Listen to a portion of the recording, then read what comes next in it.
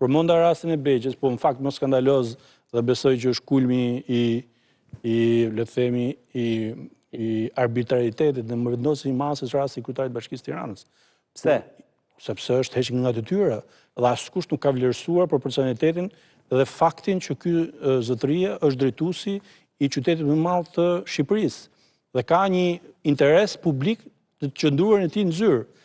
Dhe e kanë hequr nga detyra, përveç se i caktuar një masë, po bën një vit, dhe askush nuk verifikon, besoj që para 2 ditësh bëri një kërkesë për zëvendësim mase dhe nuk jepen, e dikush ishin argumentat?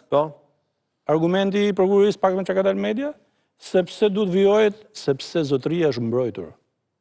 Pra, sipas prokurorisë, duhet që mos realizohet as të drejtën për të mbrojtur, që mund të ketë një shans dalë jashtë.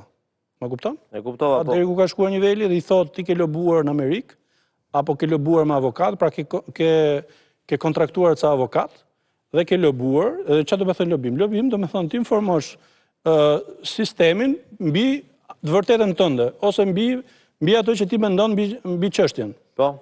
Dhe fakti që ti ke lobuar, dhe fakti që ti ke caktuar avokat jashtë, është shkak për të vijuar për të mbajtur burg. E kë?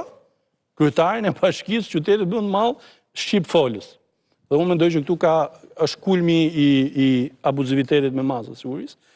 Dhe në vijim të saj, por nuk verifikohet, duhet vijoj qëndroj, çfarë rreziku ka mbas 3 muajsh? Kush do ta bëj këtë? Gjykata apo prokurori ka barrën për të shkuar gjykatës për t'ia thënë këtë gjë. Vet, jo të shkojë i paraburgosit. Edhe i paraburgosit. Prokurori nuk bën gjykata, duhet e kërkoj. Patjetër, edhe i paraburgosit e bën me kërkesë, por prokurori ka detyrimin të shkojë të bëjë informacion këtë gjykata.